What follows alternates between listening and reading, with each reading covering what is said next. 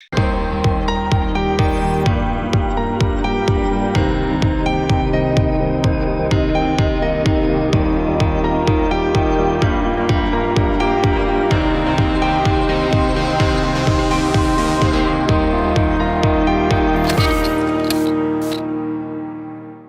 Everyone, welcome to our channel. सब बच्चे लोग, हम लोग पढ़ रहे हैं क्लास 12 बिजनेस स्टडीज के अंदर चैप्टर नंबर 5 ऑर्गेनाइजिंग। ऑलरेडी इस चैप्टर के अंदर काफ़ी कुछ कवर अप कर लिया है और आज है हम उसके अंतिम पड़ाव पर। जी हाँ, आज इस चैप्टर को हम लोग कंप्लीट करने वाले हैं बहुत ही इंपॉर्टेंट टॉपिक्स के साथ। लास्ट क्लास में हम लोगों ने इसका एक टॉपिक स्टार्ट किया, डेलीगेशन, जो कि इसी से थोड़ा सा मिलता जुलता है जो टॉपिक हम लोग आज यहाँ पर पढ़ेंगे। सो फटाफट से आज की अटेंडेंस लगा दीजिए और जो पिछला टॉपिक हमने रिकॉल करना है डेलीगेशन का, उसके लिए फटाफट से कुछ जो भी आपने यहाँ पर लाइंस पढ़ी थी, कुछ कीवर्ड्स मैंने बताए थे, वो फटाफट से लिख दीजिए ताकि मैं ये जान सकूं कि आपको पिछले टॉपिक के बारे में थोड़ी सी जानकारी है। और अगर आपने लास्ट वीडियो नहीं देखी है सो मैं आपसे रिक्वेस्ट यही करूंगी कि इस वीडियो से पहले डेलीगेशन वाला टॉपिक एक बार ज़रूर पढ़ के आइएगा ताकि जो आज मैं पढ़ाने वाली हूँ उसके साथ आप लोग लिंक कर पाएंगे। ठीक है, तो चलिए स्टार्ट करते हैं अब अपनी आज की क्लास। तो बेटा आज हम लोग स्टार्ट करने वाले हैं उसी डेलीगेशन के टॉपिक को आगे। तो लास्ट क्लास में मैंने आपको ये बताया कि डेलीगेशन का मतलब क्या होता है। डेलीगेशन का मतलब बहुत सिंपल सा है, जहाँ पर हम थोड़े से अपने रूटीन वर्क, कि हम सब कुछ नहीं कर सकते या समटाइम्स हम प्रेजेंट नहीं होते किसी एक जगह पर, तो हम अपने इमीडिएट सबॉर्डिनेट को अपना बर्डन थोड़ा सा उसके साथ शेयर कर लेते हैं। यानी कि थोड़ी सी अपनी अथॉरिटी जो है हम अपने इमीडिएट सबॉर्डिनेट के साथ शेयर करते हैं और उसी कॉन्सेप्ट को यहाँ पर हमने नाम दिया डेलीगेशन। अब उसी डेलीगेशन के हमने 3 एलिमेंट्स पढ़े फिर, अथॉरिटी, रिस्पॉन्सिबिलिटी, अकाउंटेबिलिटी। जहाँ पर अथॉरिटी होता है राइट टू कमांड, रिस्पॉन्सिबिलिटी था obligation to perform the task और अकाउंटेबिलिटी का मतलब था answerability for the final outcome. तो यहाँ तक हमने लास्ट क्लास में कवर अप किया। अब उसी के आगे हमारे पास है इम्पॉर्टेंस ऑफ डेलीगेशन। और इम्पॉर्टेंस ऑफ डेलीगेशन के लिए क्या करना है? इम्पॉर्टेंस ऑफ डेलीगेशन तुम्हें कौन पढ़ाने वाला है? इम्पॉर्टेंस ऑफ डेलीगेशन के लिए तुम्हें करना होगा बेस्ट फ्रेंड को डीएम, कॉल और ईमेल, और इसी से ही तुम्हें पता चलेगी क्या इंपॉर्टेंस ऑफ डेलीगेशन। तो बेटा कैसे करना है बेस्ट फ्रेंड को डीएम, कॉल और ईमेल? तो देखो जरा, अब हमारे पास काम आ जाता है हमारी समरी नोटबुक और फटाफट से ये पॉइंट्स हम लोगों को उसके अंदर लिखने हैं।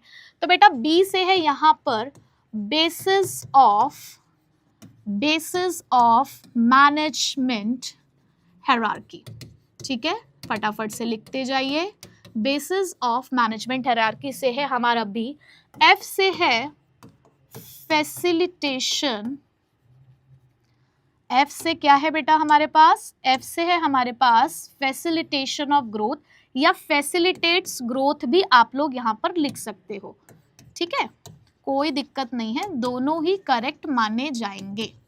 उसके बाद डी से है बेटा डेवलपमेंट ऑफ एम्प्लॉयज। डी से क्या है? Development of employees. एम से है हमारे पास मोटिवेशन ऑफ एम्प्लॉयज। ठीक, तो अभी तक मैंने 4 लिखे हैं, फटाफट से साथ साथ आप भी लिखते जाइए। सी से है बेटा हमारे पास फिर कोऑर्डिनेशन, या इसको आप अगर पूरा लिखना चाहते हैं तो बेटर कोऑर्डिनेशन। ठीक है, यहाँ पर क्या है? Better coordination. उसके बाद बेटा हमारे पास ई है। ई से है इफेक्टिव मैनेजमेंट। मैं मैनेजमेंट के लिए एमजीटी लिख रही हूँ, आप पूरा लिखिएगा। ठीक है, तो देखिए जरा ये क्या है हमारे पास इंपॉर्टेंस। बी से है basis of management hierarchy, F से है फैसिलिटेट्स ग्रोथ, डी से है डेवलपमेंट ऑफ एम्प्लॉयज, एम से है मोटिवेशन ऑफ एम्प्लॉयज, सी से है कोऑर्डिनेशन यानी कि बेटर कोऑर्डिनेशन और ई से है हमारे पास इफेक्टिव मैनेजमेंट। तो चलिए अब इनको जरा डिटेल में पढ़ते हैं। सबसे पहले इफेक्टिव मैनेजमेंट, डेलीगेशन कैसे मैनेजमेंट को इफेक्टिव बनाता है। अब देखो, अब एक टीचर जब क्लास में एंटर करती है तो उसके सामने बहुत सारे काम होते हैं। सबसे मेन काम क्या है टीचर का? जब टीचर क्लास में आती है, एक 40 टू 45 मिनट्स का एक पीरियड होता है, कुछ जगहों पर 35 मिनट्स या 40 मिनट्स तक का एक पीरियड होता है, तो उसमें मेरे को लगता है एक टीचर का बेसिक वर्क होना चाहिए टीचिंग, कि उसको सबसे ज़्यादा कॉन्सेंट्रेट करना चाहिए टीचिंग पे। बट स्कूल की तरफ से उनके ऊपर बहुत सारी अदर भी चीज़ें होती हैं, जैसे कि बहुत सारे स्कूल अपनी एक ऐप मेंटेन करते हैं, तो उस ऐप में उनको अटेंडेंस जो है वो टाइम टू टाइम अपडेट करना होता है, उनको जो होमवर्क वगैरह होता है वो ऐप में डालना होता है, जितने भी सर्कुलर्स होते हैं वो ऐप में उनको मेंटेन करने होते हैं। साइड बाय साइड जब वो स्कूल में एंटर, मतलब क्लासरूम में एंटर करते हैं, तो उस टाइम पे उन्हें बच्चों की डायरीज, अगर छोटे बच्चे हैं तो बच्चों की डायरीज चेक करना है, या यूनिफॉर्म चेक करना है, कई बार तो नेल्स तक हमें चेक करने पड़ते हैं, हेयर्स चेक करने पड़ते हैं। तो ये बहुत सारे ना छोटे मोटे काम होते हैं जो मुझे लगता है कि हमें हमारे मेन काम से भटकाते हैं, जिसकी वजह से जो हमारा एक्चुअल वर्क है, जो हमें प्रोडक्टिविटी देनी है उस 35 टू 40 मिनट्स में, वो नहीं पूरी हो पाती। ठीक है, तो अगर मुझे इसे इफेक्टिव बनाना है तो यहाँ पर हम लोग क्या करते थे, यहाँ पर हम क्या करते हैं, क्लास में कुछ हेड बॉय या हेड गर्ल बनाते हैं या मॉनिटर्स बनाते हैं, जिनको हम अपने इसी तरीके के रूटीन वर्क, कि देखो भाई मेरे आने से पहले पहले आप सबकी ड्रेस चेक करके रखना, सबकी डायरीज में एक बार चेक कर लेना कि पेरेंट्स के साइन हुए हैं या नहीं हुए हैं। तो इस तरीके के रूटीन वर्क जब हम अपने सबॉर्डिनेट्स के साथ शेयर कर लेते हैं, तो हमारे पास टाइम बचता है कि जो हमारे इंपॉर्टेंट एरियाज हैं हम उसके ऊपर कॉन्सेंट्रेट कर सकते हैं। तो कुछ यही बातें यहाँ पर आपको समझाई जा रही हैं इफेक्टिव मैनेजमेंट के थ्रू। देखिए जरा बेटा मेरे साथ क्या बोला गया है, बाय एम्पावरिंग द एम्प्लॉयज, क्योंकि देखो आपने यहाँ पर पावर तो देनी पड़ेगी ना, आपको पावर तो आपको देनी पड़ेगी। अगर आपको किसी रिस्पॉन्सिबिलिटी फुलफिल करानी है तो उसके इक्विवेलेंट आपको अथॉरिटी देनी ही पड़ेगी। So by empowering the employees the managers are able to function more efficiently, कि उससे वो क्या कर सकते हैं, ज्यादा अच्छे तरीके से काम कर सकते हैं। क्यों? क्योंकि उनके पास टाइम होगा to concentrate on important matters, कि उससे वो जो उनके इम्पॉर्टेंट मैटर्स हैं उसके ऊपर कॉन्सेंट्रेट कर सकते हैं। कैसे? क्योंकि उनको मिल जाती है freedom from doing the routine work, उनको रूटीन वर्क से थोड़ी सी फ्रीडम मिलती है जो उनको नया टाइम प्रोवाइड करती है, मतलब कुछ एक्स्ट्रा उनको टाइम मिलता है, कुछ अपॉर्चुनिटीज मिलती है to excel in the new areas, जिससे वो नए नए एरियाज को भी एक्सप्लोर कर सकते हैं। यानी कि जो टीचर है फिर वो अपने टीचिंग मैथड को और भी ज्यादा इंप्रूव कर सकती है। ठीक है, समझ आ गया पहला वाला पॉइंट, इफेक्टिव मैनेजमेंट। चलो बेटा आगे चलते हैं, एम्प्लॉयज डेवलपमेंट। अब यहाँ पे एम्प्लॉयज का डेवलपमेंट कैसा होता है, जैसे कि मैं एक पावर पॉइंट प्रेजेंटेशन खुद से बना रही थी। अब एक दिन क्या हुआ कि मेरे पास टाइम नहीं था, तो मेरी क्लास में एक बच्चा था जो मुझे लगता था कि शायद वो मुझे इस काम में असिस्ट कर सकता है, कि एक दिन के लिए चलो मैं एक काम करती हूँ, अपनी ये पावर उसके हाथ में दे देती हूँ। तो मैंने अपने पावर पॉइंट प्रेजेंटेशन का एक्सेस उस बच्चे को प्रोवाइड किया कि देखो बेटा आज मैं थोड़ा सा बिजी हूँ, थोड़ा सा मेरे घर में कुछ फंक्शन है, मुझे वो अटेंड करना है, और कल स्कूल में प्रेजेंटेशन भी है तुम लोगों के साथ, तो मैं ये काम आज मैं खुद नहीं कर पाऊंगी। मैंने सुना है कि आप अच्छे हैं इस काम में, तो लेट्स सी कि आप क्या करके दिखाते हैं। तो मैंने अपना पावर पॉइंट प्रेजेंटेशन का एक्सेस जो है उसके साथ शेयर किया और उसे कहा कि चलो ठीक है, ये वाली जो प्रेजेंटेशन है ये आपको बनानी है। तो मैंने अपनी अथॉरिटी, अपनी रिस्पॉन्सिबिलिटी उनके हाथों में सौंपी। अब उस बच्चे ने मुझसे भी ज़्यादा अच्छी पावर पॉइंट प्रेजेंटेशन बना के दी, जिसके बारे में मुझे पता ही नहीं था कि इतना अच्छा भी कर सकता है। मुझे लगा था नॉर्मल, ठीक है नॉर्मल तरीके से बना के दे देगा, बट उसने इतने प्रोफेशनल तरीके से उस पावर पॉइंट प्रेजेंटेशन को बनाया कि लग रहा था कि मैंने किसी प्रोफेशनलिस्ट को पैसे देकर ये काम करवाया हो। तो ये मुझे कब पता चला, जब मैंने उसको ये पावर दी तभी ना। जब तक मैंने उसको ये अथॉरिटी, ये रिस्पॉन्सिबिलिटी उसके साथ शेयर नहीं करी थी, तब तक उसके अंदर छुपे हुए उस टैलेंट को मैं देख ही नहीं पाई थी ना। तो डेलीगेशन अलाउड करता है, जैसे कि दादाजी ने जब पिताजी के हाथ में चाबी पकड़ाई थी दुकान की, तो उनको हर पेरेंट्स को ऐसा लगता है तो निकम्मा है, कई बार कहते थे ना तो निकम्मा है, तो लगता था कि तो निकम्मा है। अब जब उन्होंने उसके हाथों में वो चाबी दी तो देखा एक हफ्ते के अंदर अंदर ही दुकान के अंदर बहुत सारे इंप्रूवमेंट होते हुए दिखे। तो ये उन्हें कब दिखा, जब उन्होंने वो जिम्मेदारी उनके साथ शेयर करी तभी ना, वो पावर शेयर करी तभी। तो इफेक्टिव डेवलपमेंट ऑफ एम्प्लॉयज के अंदर हमें यही देखने को मिलता है कि जब आप डेलीगेशन की हेल्प से आप पावर देते हो अपने एम्प्लॉयज को, और उनको कहते हो, उनको एक चांस देते हो कि वो अपने स्किल्स का यूज कर सके, एक्सपीरियंस को गेन कर सके और अपने आप को डेवलप कर सके हायर पोजीशंस के लिए, कि धीरे धीरे ये काम सीख कर हम आपको हायर लेवल पर लेकर जाएंगे। आज हम आपको थोड़ा थोड़ा सा काम सिखा रहे हैं, जब ऑर्गेनाइजेशन में भी किसी को प्रमोशन देना होता है तो पहले डेली बेसिस पर काम सिखाया जाता है, इसी तरीके से डेलीगेट कर करके कि एक काम करो, आज ये काम कर दो, आज ये काम कर दो। तो इसका मतलब ये नहीं होता कि वो आपसे एक्स्ट्रा काम करा रहे हैं, इसका मतलब ये होता है कि वो आपको काम सिखाने की कोशिश कर रहे हैं ताकि आप अपने स्किल्स का इस्तेमाल करो, एक्सपीरियंस गेन कर जाओ, ताकि आपको हायर पोजीशन के लिए हम लोग प्रिपेयर कर दें यहीं से ही, ठीक है। It then makes them the better leaders, ताकि कल को आप बेटर लीडर बन पाओ, फ्यूचर डिसीजन मेकर बन पाओ, और आपके अंदर जो छिपा हुआ टैलेंट है, जो आपके लेटेंट एबिलिटीज है, लेटेंट का मतलब क्या है, हिडन, जो आपकी छिपी हुई, जो आपकी अंदर की जो आप कह सकते हो काबिलियत है, वो बाहर आ सके, ठीक है। तो आपके पेरेंट्स भी जो डेली बेसिस पर, कई बार हो सकता है कि किसी के फादर अपने बेटे को डेली बेसिस पर हो सकता है ऑफिस का या अपने बिजनेस का काम बताते हो, क्यों, क्योंकि उनको पता है कि कल को अगर ये जो दुकान है, ये जो बड़ा बिजनेस मैं खड़ा कर रहा हूँ आज अपने बेटे के लिए, कल को इसको ही संभालना है, तो ये फ्यूचर डिसीजन मेकर कैसे बनेगा, जब आज इसे ये काम सिखाया जाएगा तब ना। तो इस तरीके से एम्प्लॉयज का डेवलपमेंट डेलीगेशन की हेल्प से किया जाता है, ठीक है। चलिए आगे बढ़ते हैं। Motivation of employees. अब मोटिवेशन का मतलब क्या है, देखो बेटा, याद करो कि मैंने लास्ट क्लास में आपको एक एग्जाम्पल दिया था, कौन से वाला, जब पिताजी के 2 बेटे एक को कार की चाबी दी।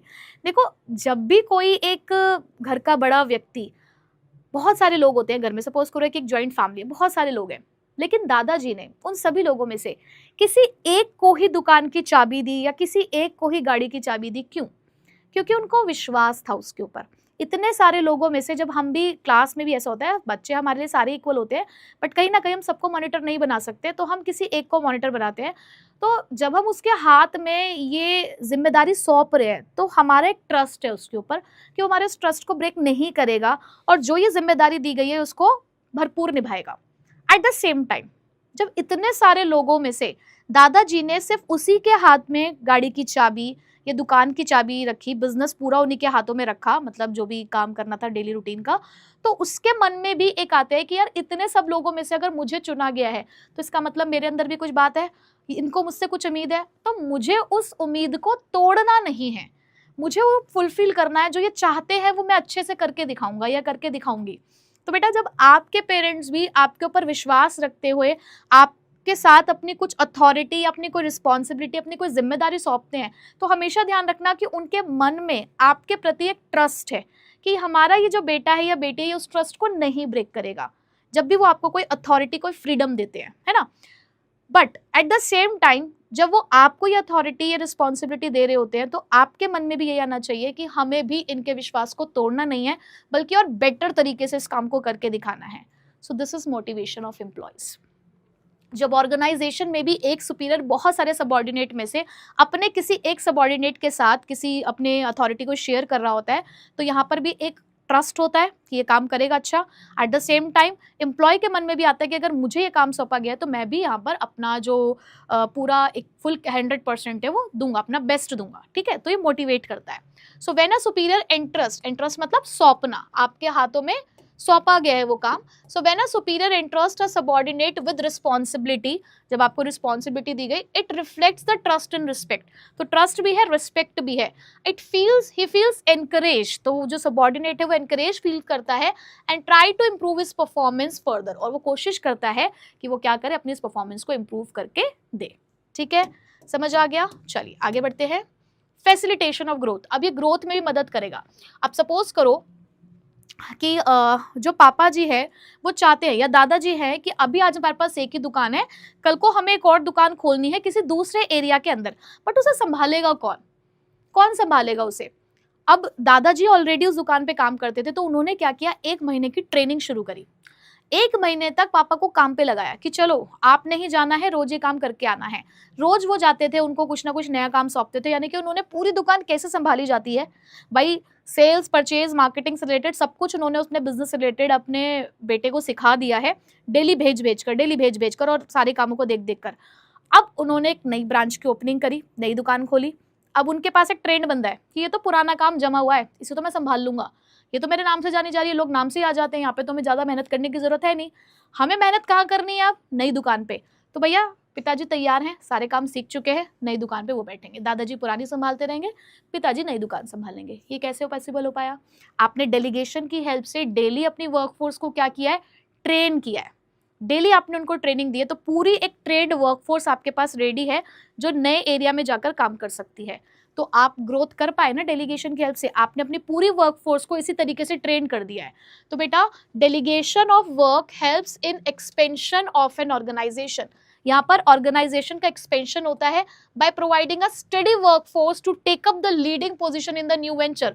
कि कभी भी अगर आपका एक नया प्रोजेक्ट आता है, आपने डेलीगेशन की हेल्प से अपने पूरी वर्कफोर्स रेडी कर रखी है जो वहां जाकर पोजीशन लेने के लिए तैयार है। So trained and experienced employees are able to play the significant roles. तो यहाँ पे trained और experienced employees जो है वो important role play करते हैं in the launch of the new projects by their work experience in the existing units. क्योंकि existing units में काम कर करके, हर तरीके का काम कर करके उन्होंने experience gain कर लिया है। अब नई जगह पर काम करने में उन्हें कोई दिक्कत नहीं आएगी। easily आप नया प्रोजेक्ट में एंटर हो, आपके पास आपकी वर्कफोर्स रेडी है। ठीक है, चलिए आगे बढ़ते हैं। बेसिस ऑफ मैनेजमेंट हायरार्की, तो ये तो मुझे लगता नहीं है कि इतना समझाने वाली बात है कि जब हमारा स्केलर चेन है, सुपीरियर सबऑर्डिनेट का रिलेशनशिप बन रहा है, डेलीगेशन की हेल्प से बनता है। ये बात मैंने आपको स्टार्टिंग में बता दी थी। तो डेलीगेशन ऑफ अथॉरिटी जो है वही सुपीरियर सबऑर्डिनेट रिलेशनशिप को अराइज कर रही है जो मैनेजमेंट हायरार्की का बेस है। मैनेजमेंट हायरार्की क्या होती है? यही है आपकी मैनेजमेंट हायरार्की, जहां पर सुपीरियर और सबऑर्डिनेट्स जो है वो आपको देखने को मिलते हैं अलग अलग लेवल्स पे। ठीक है, so it is the degree and flow of authority which determines who has to report to whom. तो जो अपर लेवल पर होगा उसके पास ज्यादा अथॉरिटी है, जो लोअर लेवल पे काम कर रहा है उसके पास लेस अथॉरिटी है। तो डिग्री ऑफ अथॉरिटी, कौन किसको रिपोर्ट करेगा, कौन किससे सजेशंस या इंस्ट्रक्शंस लेगा, वो सारी चीजें डेलीगेशन की हेल्प से क्लियर हो जाती है क्योंकि एक मैनेजमेंट हायरार्की यहाँ पर क्रिएट होती है। ठीक है, तो ये बहुत सिंपल सा पॉइंट था हमारे पास। Next last point, better coordination. हमारे पास डेलीगेशन के 3 एलिमेंट्स थे, अथॉरिटी, रिस्पॉन्सिबिलिटी और अकाउंटेबिलिटी। तो उनकी हेल्प से क्या होता है, जहां पर आपके पास अथॉरिटी है तो अथॉरिटी ने पावर बता दिए, रिस्पॉन्सिबिलिटी ने ड्यूटीज और रोल्स बता दिए, और अकाउंटेबिलिटी ने जवाबदेही दे दी कि आंसरेबिलिटी क्या है। तो इससे कोऑर्डिनेशन में जो है वो आसानी रहती है। क्यों? क्योंकि यहाँ पर डुप्लीकेशन ऑफ वर्क नहीं हो रहा, सबको अपना अपना काम पता है, सबको हमने काम सौंप दिया है सही तरीके से, और इसकी वजह से हर डिपार्टमेंट के बीच में कोऑर्डिनेशन है क्योंकि सबके पास अपनी अथॉरिटी से रिलेटेड रिस्पॉन्सिबिलिटीज ऑलरेडी प्रोवाइडेड है। ठीक है, तो इस तरीके से डेलीगेशन की हेल्प से कोऑर्डिनेशन मेंटेन रहता है। सो आई होप कि आपको डेलीगेशन का जो पूरा टॉपिक है वो अच्छे से समझ आया होगा, जहाँ हमने उसका मीनिंग यानी कि कॉन्सेप्ट पढ़ा, हमने उसके 3 एलिमेंट्स पढ़े ये लास्ट क्लास में, और आज हमने पढ़ी उसकी इंपॉर्टेंस। ठीक है, तो अब आप मुझे फटाफट से बताइए कि क्या डेलीगेशन आपको क्लियर है? फटाफट से एक्रोनिम लिख दो आप ताकि आपको याद रहे, क्योंकि उसको डिसेंट्रलाइजेशन के साथ मैच नहीं करना। ठीक, चलो अब डेलीगेशन में तो हमने ये पढ़ लिया कि किस तरीके से अपने इमीडिएट सबऑर्डिनेट के साथ काम को सौंपा जाता है। अब थोड़ा सा मैं आपको डिटेल में डिसेंट्रलाइजेशन बताना चाहूँगी डेलीगेशन के साथ लिंक करते हुए। तो ध्यान से मेरा ये एग्जाम्पल सब बच्चे सुनेंगे। हमने डेलीगेशन में पढ़ा कि ये थे हमारे दादाजी। ठीक, इन्होंने अपने रूटीन वर्क पिताजी को दिए। ठीक है, जहां पर पावर ऑफ अटर्नी इन्हीं के हाथ में है, इन्होंने दी नहीं है, कागजात अभी भी इनके हाथ में है। जो मेन डिसीजंस हैं वो सारे यही लेते हैं। ठीक है, दुकान पिताजी ही संभालते हैं, लेकिन डेली रिपोर्ट जाती है, और कोई भी डिसीजन अगर लेना है तो एक बार अप्रूवल लेना पड़ता है। यानी कि सौंपी तो है अथॉरिटी, यहाँ पर अथॉरिटी का शेयरिंग तो हुआ है, बट कहते हैं ना लिमिटेड एक्सेस के साथ, एक्सेस लिमिटेड है, आपने पूरी फ्रीडम नहीं दी है यहाँ पर। ठीक, ये तो हो गया आपका कौन सा कॉन्सेप्ट, ये है डेलीगेशन। अब इसी के साथ मैं अगर डिसेंट्रलाइजेशन की बात करूं, दादाजी ने क्यों पिताजी को काम सौंपा था, क्यों दुकान की चाबी इनको दी थी? क्योंकि वो दुकान का काम पूरी तरीके से अब खुद से हैंडल नहीं कर पा रहे थे, लेकिन दादाजी घर से रिलेटेड और भी तो डिसीजंस लेते होंगे, है ना, कि किचन में क्या क्या सामान आएगा, बच्चा कहाँ कहाँ पढ़ेगा, बच्चे को बाइक दिलानी नहीं दिलानी, मतलब बहुत सारी चीज़ें हैं जो उनके कंधों पर थी। अब दादाजी को लगता है कि अब उम्र और हो चुकी है और शायद अब बारी आ गई है कि चीज़ें बांट दी जाए। तो क्या हुआ, दादाजी का एक बेटे नहीं थे, दादाजी के 2 बेटे थे। ठीक है, तो सपोज करो ये तो हो गए पिताजी और ये हो गए चाचा जी। ठीक, तो पिताजी और चाचा जी, अब इनके भी अपने बच्चे हैं भाई, इनके भी अपने बच्चे हैं, ठीक है, किसी के 2 हो सकते हैं, किसी के 3 हो सकते हैं। तो देखो अंडर, अब यहाँ पर भी नीचे जो है आपको दिख रहा है ये लेवल फैलता जा रहा है। तो बेटा यहाँ पर अब दादाजी ने क्या किया, दादाजी ने अपनी अथॉरिटी, उन्होंने कहा कि एक काम करो, सारी चीजें मैं अकेला करता हुआ आ रहा था, अब मैं फ्री रहना चाहता हूँ, अब मैं करूँगा 4 धाम की यात्रा, मुझे फ्री रहना है। तो अब मैं एक काम करता हूँ, मेरी जितनी भी अथॉरिटीज़ है इसको डिस्ट्रीब्यूट कर देता हूँ सब में, जितने भी लोग यहाँ पर है सबको अपने अपने काम से रिलेटेड जो जिम्मेदारियां हैं वो मैं सौंप देता हूँ कि बेटा तुम लोग दुकानें संभाल लो, ठीक है, दुकानों की चाबी तुम्हारे पास है, अपने हिसाब से डिसीजन लेना, जो लेना है ले लो, मुझसे पूछने की जरूरत नहीं है, कोई मुझे डेली रिपोर्ट नहीं देनी है, ठीक है। इसी तरीके से पिताजी ने भी अपने अपने बच्चों को कह दिया कि देखो बेटा तुम भी अपनी पढ़ाई लिखाई जो भी तुम्हारे रोजमर्रा का काम है अपने डिसीजन खुद लो, कोई दिक्कत नहीं है, हमसे पूछने की जरूरत नहीं है। यहाँ फ्रीडम ज्यादा है, यहाँ आपको पूरी अथॉरिटी दे दी गई है आपको अपने काम से रिलेटेड, और इसे फैला दिया गया है लोअर लेवल्स में। यहाँ आप देखो स्कोप लिमिटेड है, सिर्फ 1 और 2 तक है, लेकिन यहाँ पर यही स्कोप बढ़ गया। अब आप कहेंगे कि मैम यहाँ आपने चाचा जी बना दी, यहाँ भी तो चाचा जी हो सकते थे। चलो मैं अगर चाचा जी का परिवार हटा भी दूं, सपोज करो कि एक ही बेटा है, ठीक है, एक बेटा है, तब भी तो ये चेन बढ़ रही है ना, आगे साथ में मम्मी भी है, मम्मी के पास मम्मी है, फिर आपकी फैमिली और बड़ी, और बच्चे आए तो ये और बढ़ता ही जाएगा ना। तो कहने का मतलब है कि जब आप अपनी अथॉरिटी अपने सारे लोअर लेवल्स को अगर बांट दोगे तो वो कॉन्सेप्ट आपका डिसेंट्रलाइजेशन कहलाएगा। यानी कि जब टॉप लेवल मैनेजमेंट, मिडल और लोअर लेवल सबके साथ अपनी अथॉरिटी को शेयर कर देगा तो वो डिसेंट्रलाइजेशन है। बट वहीं पर अगर सिर्फ इमीडिएट सबऑर्डिनेट के साथ वो काम किया जा रहा है तो वो डेलीगेशन है। अब इसके लिए एक बहुत सुंदर फ्रेज यूज होता है यहाँ पर कि when we delegate our authority, चलो मैं उसको लिख ही देती हूँ कहीं पे, पर मुझे जगह नहीं दिख रही है लिखने के लिए, चलो यहीं लिखते हैं। When we delegate our authority we multiply by 2, कि जब हम अपनी अथॉरिटी को सिर्फ डेलीगेट करते हैं, क्या करते हैं हम अपनी अथॉरिटी को, जब अपनी अथॉरिटी को डेलीगेट करते हैं तो हम 2 से मल्टीप्लाई होते हैं, 1 into 1, मतलब 1 into 2। But when we decentralise authority, when we decentralise our authority, यानी कि जब उसी अथॉरिटी को डिसेंट्रलाइज कर दिया जाता है, वी मल्टीप्लाई बाय मैनी, तब हम बहुत सारे लोगों के साथ मल्टीप्लाई कर जाते हैं। यानी कि डेलीगेशन सिर्फ एक ऐसा कॉन्सेप्ट है जहां पर आपका स्कोप लिमिटेड है, आप और आपका सबऑर्डिनेट, बस यही तक की कहानी है। बट जब आप और आपके सबऑर्डिनेट के साथ सारे सबऑर्डिनेट्स मिल जाएं, सारे लोअर लेवल्स ऑफ मैनेजमेंट के साथ हम अपनी अथॉरिटी को शेयर कर दें, तो उसे हम बोलेंगे डिसेंट्रलाइजेशन। सो बताइए मुझे वाइडर कॉन्सेप्ट कौन सा है, डेलीगेशन या डिसेंट्रलाइजेशन? ऑब्वियसली मुझे आपका आंसर समझ में आ रहा है, आपने कमेंट बॉक्स में लिख भी दिया होगा, डिसेंट्रलाइजेशन। तो डिसेंट्रलाइजेशन में फ्रीडम ज्यादा है, स्कोप ज्यादा है, वहीं पे डेलीगेशन में लिमिटेड स्कोप है, और यहाँ पर आप कह सकते हो कि फ्रीडम भी कम है। फटाफट से स्क्रीनशॉट ले लीजिए इसका, ये आपको बहुत काम आएगा। वीडियो लेक्चर देख रहे हो ना, मुझे नीचे कमेंट करके बताना कि कौन से मिनट में आपको ये वीडियो पोर्शन दिखाई दे रहा है, इससे मुझे पता लगेगा कि आपने पूरा वीडियो ध्यान से देखा कि नहीं। आपके कमेंट का मैं नीचे इंतजार कर रहा हूं। चलिए अब हम बढ़ते हैं डेफिनेशन की तरफ। सो बच्चे डिसेंट्रलाइजेशन की डेफिनेशन क्या कहती है?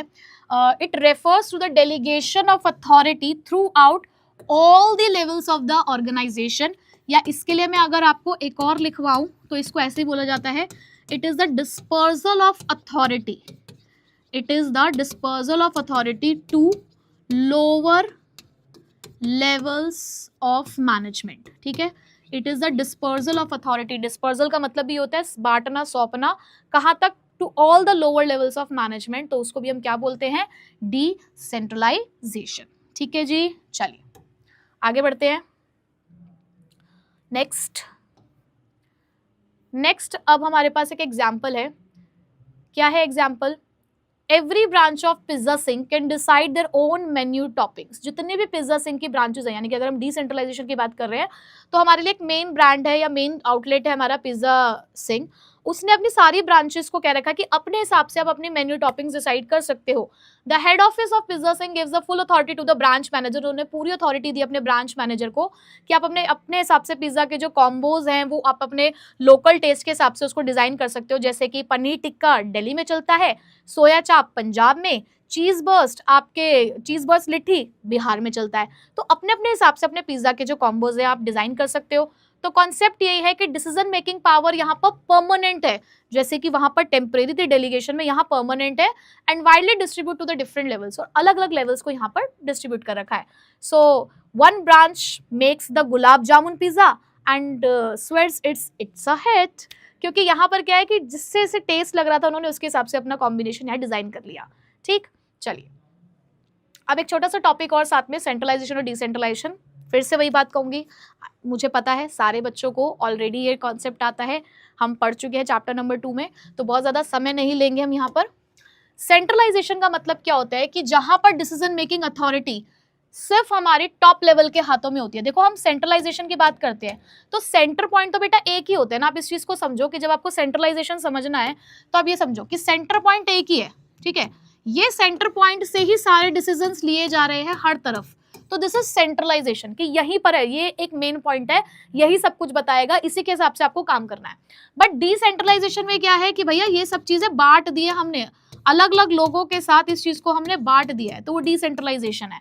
तो सेंट्रलाइजेशन का मतलब है सारी अथॉरिटी एक ही जगह पर है, सेंटर पॉइंट जिसको हम यहाँ पे टॉप लेवल मैनेजमेंट कह रहे हैं, बट वही अथॉरिटी जब सारे लेवल्स के साथ डिस्ट्रीब्यूट कर दी जाती है तो उसे डिसेंट्रलाइज कहा जाता है। ठीक है, तो देखो जरा, those organizations in which the decision making authority lies with the top management are termed as centralized, but whereas in which such authority shared with the lower levels it is decentralization। ठीक है, decentralized organization।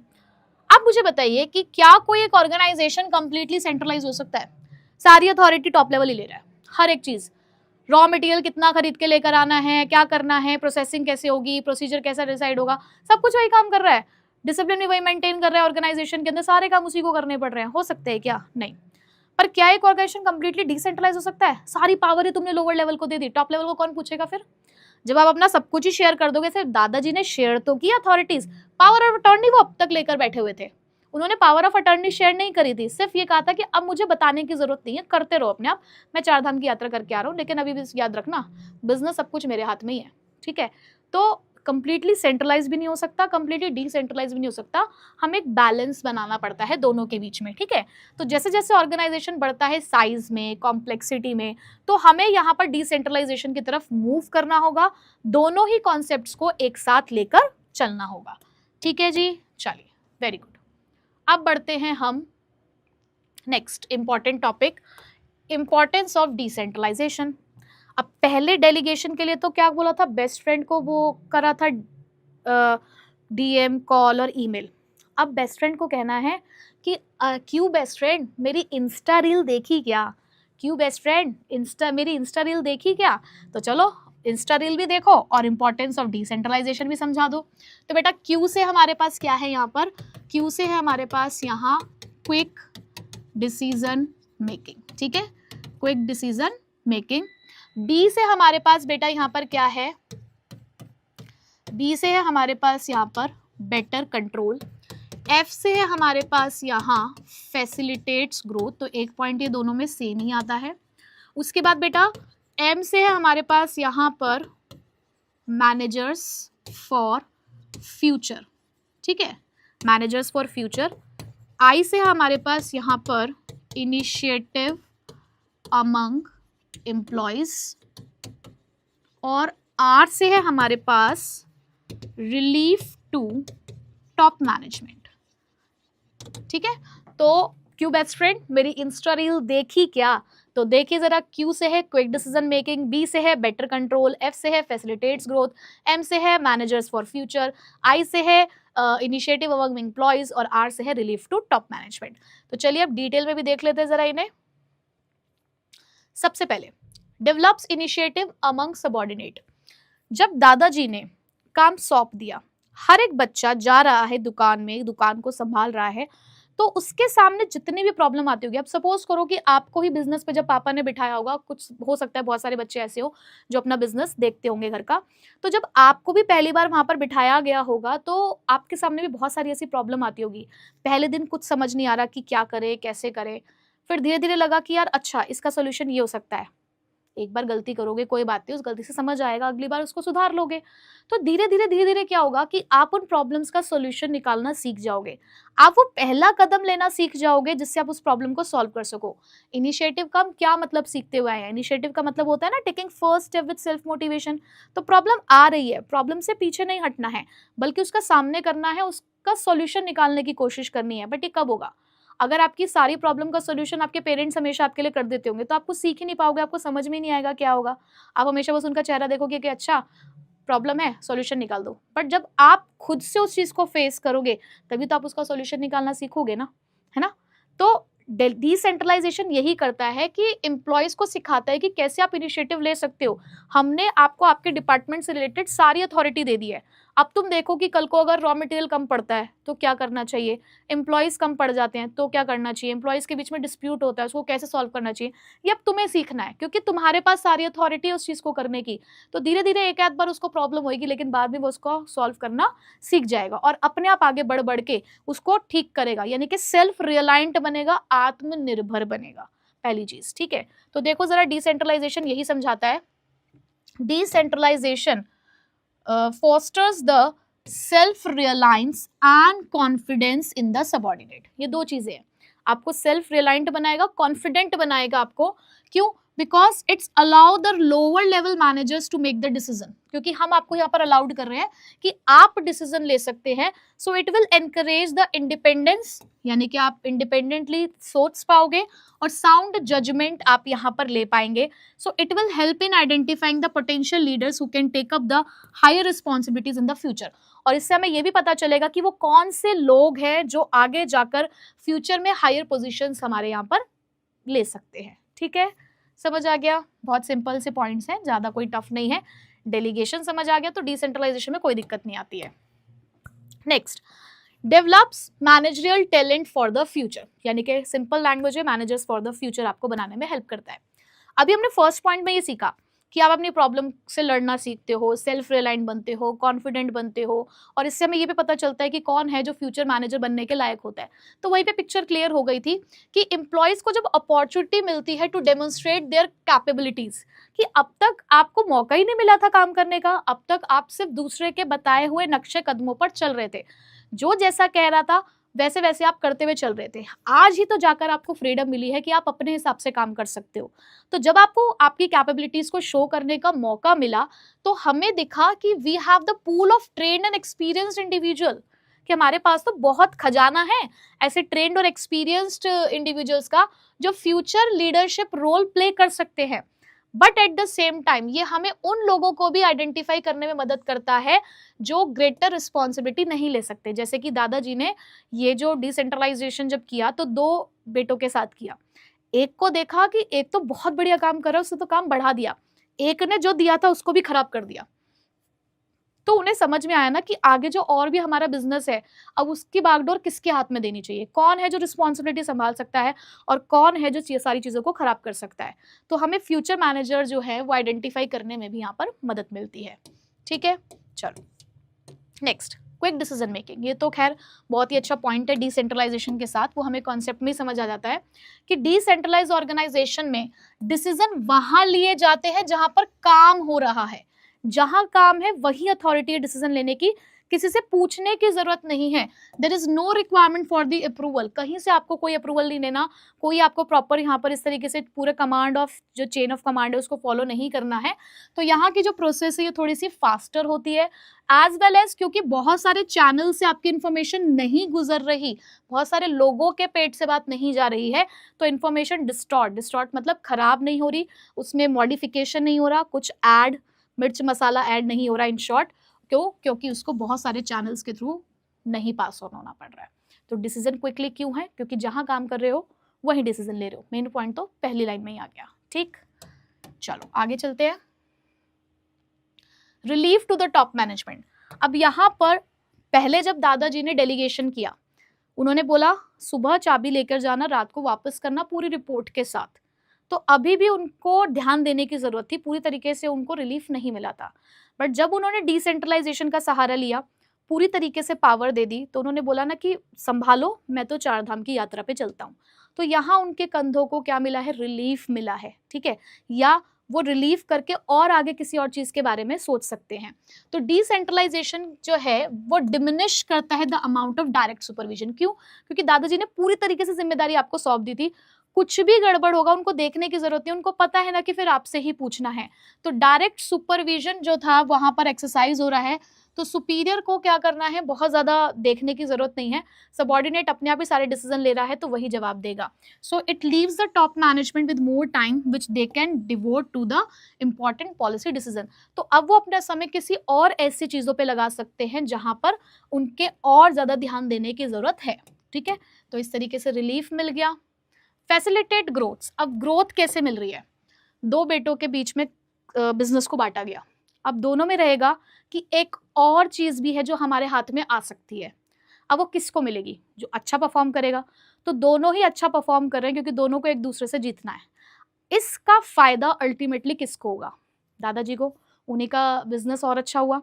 ऐसे ही organisation में भी होता है कि जब हमने अथॉरिटीज बांट दी, रिस्पॉन्सिबिलिटी दे दी, तो अब हर एक डिपार्टमेंट क्या अपने आप को प्रूफ करने की कोशिश करेगा, प्रोडक्टिविटी इंक्रीज करेगा।